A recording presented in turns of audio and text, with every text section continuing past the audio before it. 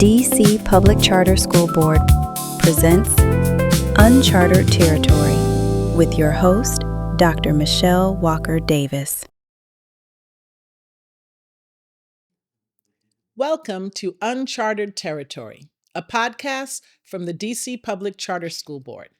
I am your host, Dr. Michelle Walker Davis, Executive Director of DC PCSB. In this episode, we are exploring policy to practice, what it truly takes to translate decisions made at the highest levels of DC's education system into real outcomes for students and school leaders and our families. My guest today plays a critical role in that journey. Let me introduce him now. My guest today carries an important and complex responsibility in Washington, D.C. education. Paul Kihn is the Deputy Mayor for Education for the District of Columbia. He coordinates policy across DC's entire public education ecosystem, from early childhood through adult learners, and works to ensure that the decisions made at the highest levels of government actually reach public school students in meaningful ways. He's also a parent in Washington, D.C. He brings both a professional and personal commitment to this work. Paul, welcome to UnCHARTERed Territory. Thank you for having me. As you can imagine, I have a few questions for you and would love to just have a conversation and share with our viewers the work that you do. So I want to start there. Your office, the Office of the Deputy Mayor of Education, plays an important role and a unique role in the education landscape. You help to develop and implement the mayor's vision for education in the city. So why don't you tell our viewers and me a little bit more about what actually that entails? What does that mean from policy to strategy? And for those who may not be familiar about what your day-to-day looks like, talk to us a little bit about the job of the Deputy Mayor for Education. It's such a good question. I think it took me about 2 or 3 years to understand what was the best, most effective use of this particular role in DC government. And I think it looks different deputy mayor to deputy mayor. Okay. I have been in this role for 8 years. Wow. And I had the honor and challenge of helping to shepherd our public school ecosystem through the pandemic. And so I've had a lot of time to do a lot of learning about what we are actually most well positioned to do. And I think the simple answer is we are most well positioned to bring evidence to bear on policymaking decisions and to coordinate and build coalition. Because if you think about what's really special about Washington, D.C., something you and I have talked about before, it is the fact that we have a traditional monopolistic school system that has gotten better and better and better in the form of DCPS. And we have this magical charter sector that has basically accelerated innovation and that has put pressure on the whole system to get better because the charter sector has focused so exquisitely on quality. And so I see my role as ensuring that we think of ourselves as a coherent ecosystem and not different silos working in isolation, everyone making the best possible decisions for themselves or their own organizations. Yeah. What does that look like? I think about my responsibility with the 66 LEAs that are under the DC Public Charter School Board. And while we have a charter sector, you mentioned the word diverse. We have a very diverse group of schools, school leaders, school communities. And then you have the responsibility of engaging not just with those 66 LEAs, but also our largest LEA, DCPS, which comprises a number of schools as well. What does that look like from your perch to think about the most important factors, the most important issues, the biggest challenges across all those schools that are not at all the same, but share some of the same challenges and opportunities? I think over the past several years, the single quality that I've come to most appreciate and try to develop myself in leaders is curiosity. And so in answer to your question, I would say the hardest part is ensuring that I remain truly and genuinely curious about what's happening for kids all across the city, regardless of where they are, and trying to ensure that everybody around me remains curious also. Because we can all get stuck in our ways of thinking about things, from the executive office through all of the different agencies across all the different LEAs.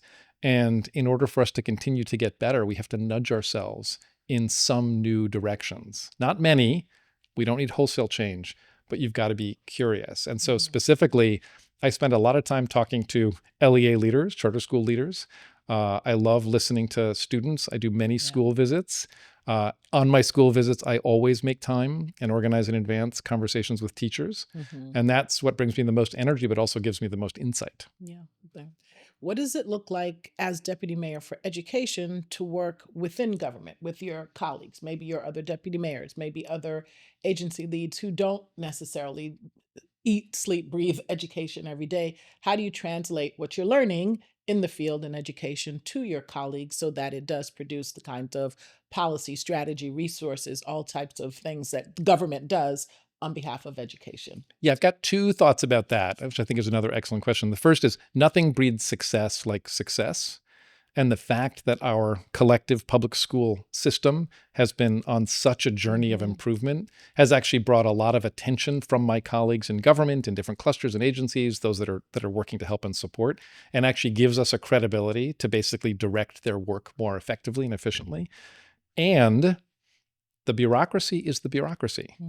And there is something endemic to agencies that are responsible for a certain body of work and are led by directors that have been promoted to do that body of work that actually means you have to work hard to get them to think differently about, for example, their work with public schools. And it's not impossible, but it really does take work, because if you're in charge of something, you're not used to hearing from others about what you should be doing. Yes. I know that all too well. Talk to me a little bit about what success looks like for you when you think about ensuring that all of our students, regardless of which schools they attend, have access to excellent educational opportunities. What does success feel like to you? I would imagine that's changed over the 8 years that you've been in the role, but what does success look like with that particular goal in mind? I mean, my goal, my personal goal, my passion, which I suspect you share, is that when I look at young kids in Washington, D.C., I imagine for them the brightest and best version of their futures. So it really is opportunity. And when I look at kids in certain circumstances and it feels like they are constrained by family circumstance or by school circumstance. And I was a teacher for 10 years and worked in some schools that were amazing and some schools that were actually full of constraints for kids. That breaks my heart. So success for me is looking at kids and believing that they're going to have the best chance to be the fullest version of themselves. That's amazing. So schools are responsible for freeing some of those constraints with the time and the resources that they have, and the things that schools do during the school day and some after school. But your office actually does a lot around the school day. Talk about the programs that actually are supported by your office to help relieve some of those constraints, maybe not the responsibility of the school, but some other ways that you are helping to remove barriers or support and accelerate learning. Yeah, so important and so difficult. I mean, if you think about the constraints of poverty, I think we're well past the time when we can look to schools to resolve all of the consequences of kids who grow up in low-income communities and solve the problems and do the hard work to scaffold and support those young people. Schools just cannot do it all. And I think historically in this country, we've come through a phase where many school people like me and like you said, all right, well, we got this terrible challenge. We've got to get kids into college or into great post-secondary opportunities, regardless of where they come from. And if they don't have enough to eat, we're going to feed them. Yep. If they've got mental health issues, we're going to resolve those. If their parents are messing up in certain ways, we're going to support the parents by providing more education, job training, and so on and so forth. And it's an incredibly inefficient way to approach youth and to approach the kind of opportunity building that we're talking about. What is a much more efficient way is for us to line up in terms of the resources and benefits that we provide to families and make sure we're all doing it in the interests of those young people. 3 years ago, I made the mistake of sitting down to read all of the, for example, housing authority strategic plans, these 300-page documents. Oh, wow. And schools were mentioned only once on page 217 or whatever it was.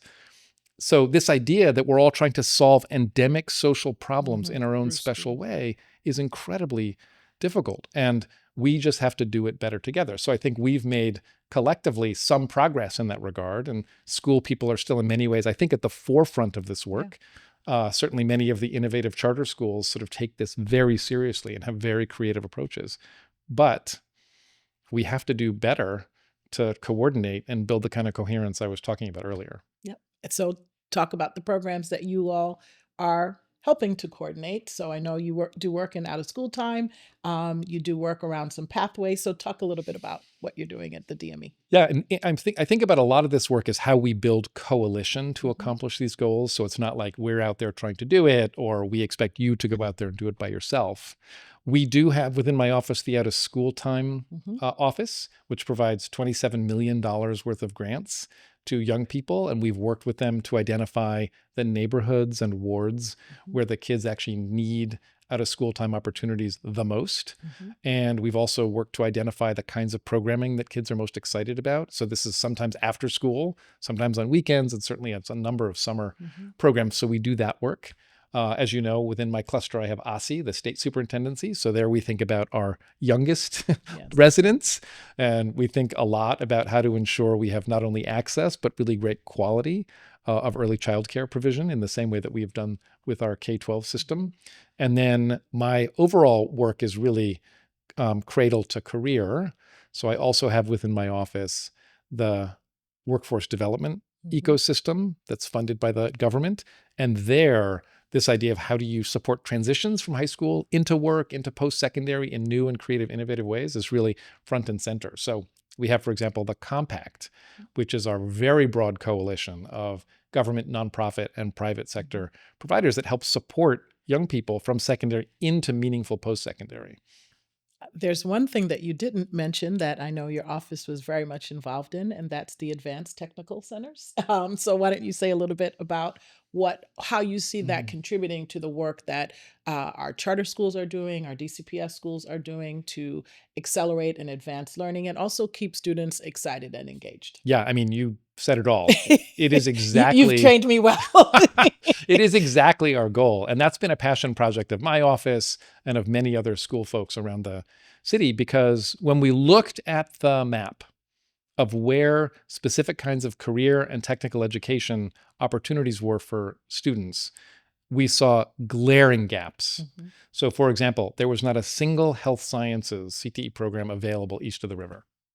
Wow. And our idea, which we implemented during the pandemic, and we did it collectively with many others, was let's provide access to high quality career training programs in centralized locations and have kids still remain affiliated with their home schools. With their school, yeah. So now we've got high school students from 25 different public charter and DCPS schools attending our Ward 5 Advanced Technical Center and our Ward 8 Advanced Technical Center, where they get high school credit, they get college credit, and they get credentials. And the beauty of this access is those centers have equipment and instruction that you cannot get in every one of those high schools. Yeah. There's expensive nursing equipment. There are mannequins that will scare the bejesus out of you if you don't play with them carefully. There are university or college instructors from Trinity and UDC. So they are really magic. And we have a waiting list, unfortunately, of almost 500 students now to get into them. Wow.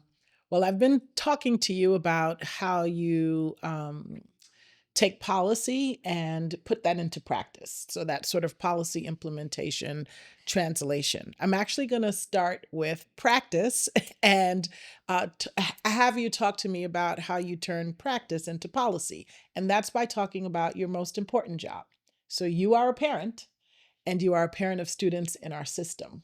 What have you learned about our system by virtue of being a parent who's navigating the system, and how has that translated into policy decisions that you make, or even the way that you think about policies that are brought before you?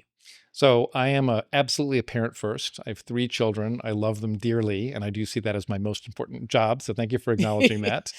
And I would say it is a blessing and a curse as a senior policymaker to have children in the system.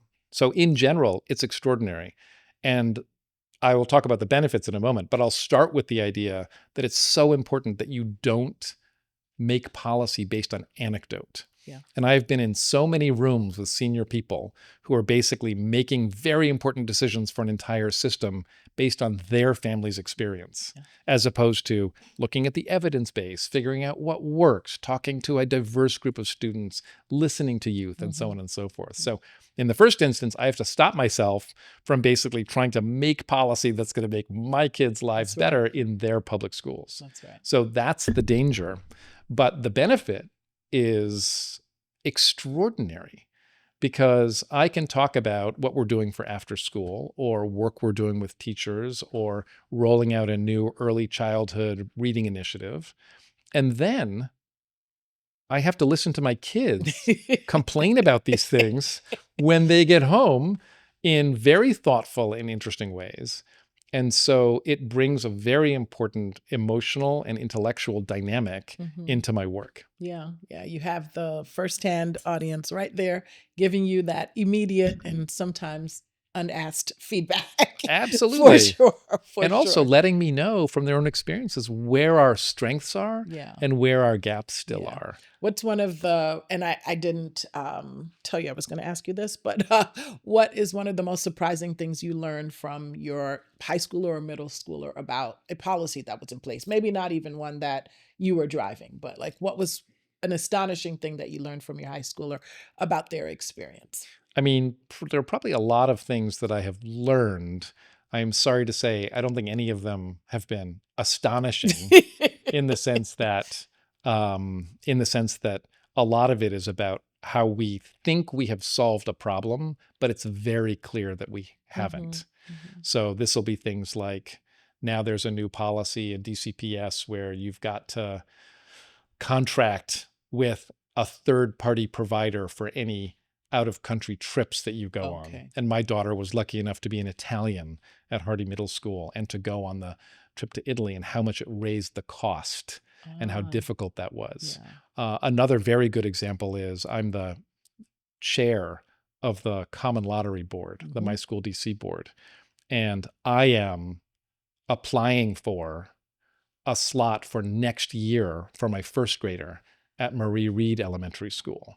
And I know how it's supposed to work. I know all the decisions that we've made, and I'm there for the first in line 10 a.m. deadline to like get yourself enrolled. And I encountered some of the frictions, and my first grade WhatsApp chat from my son's class is blowing up, and I'm busy trying to solve a problem, but I'm learning about the problem from other parents and my own experience in a way that I hope will make it better going forward. So I think it's more about not only just the strengths and the things that are going so well and all the stuff we're excited about, but where we implement these policies or make choices that have real impact on families that I'm really, really pleased to learn about firsthand. Yeah, I would say that that is true for me too. Just being a parent in the system, I have a different relationship to some of the things that I hear.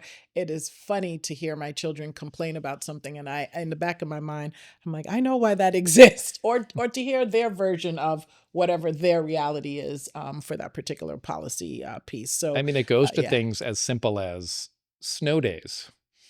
So in the executive office, the mayor obviously decides for DCPS if we're having a snow day or not. She's advised by the city administrator, by me, by the chancellor, and they no longer invite me to those decision meetings because all I say is, don't close schools. Exactly. Well, you have been the deputy mayor for 8 years. Is that the longest serving deputy mayor? It is. And I'm not proud, but it is true. Well, I can imagine that that opportunity provided you with a lot of time to learn things, to get things right, maybe to make a few mistakes. So I do want to ask you to go down memory lane, and I want you to talk a little bit about what do you think you've been the most successful with, and what are some of the challenges that still remain even in this 8th year? Yeah, it's a good question. And because the mayor has decided not to run for an historic 4th term, I will not be in this role 6 months from now. So I've spent a little bit of time reflecting. And I mean, I share with you, I actually think the pandemic and our collective response to the pandemic was a moment of extraordinary work and good work. We made many mistakes. I think, for example, one could argue now closing schools was a mistake. Many people will disagree with that, but we can have the discussion. But on the other hand, it was a time when we had money from the federal government and we had to make very quick, hard decisions about how to deploy that. And it's when we started, for example, the Safe Passage program, which I'm very proud of.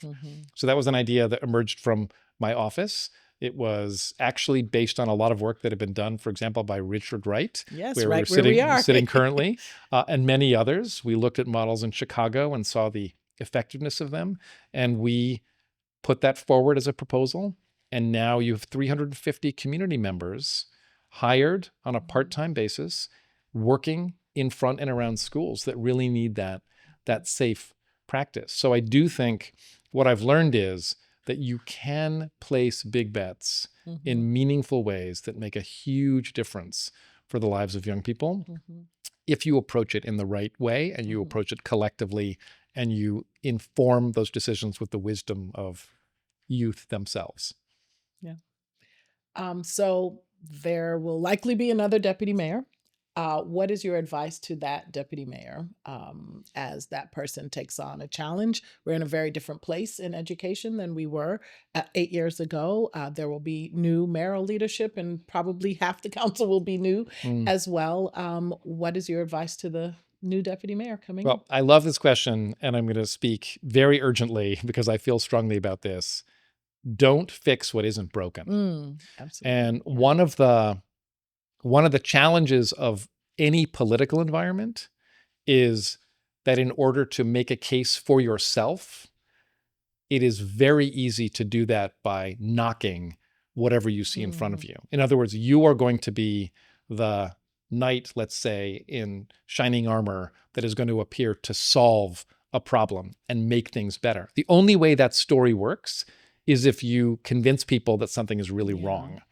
And so what we have in Washington, D.C., which I talk about ad nauseum, as do you, is the story of, in its fundamentals, an incredibly special and successful system.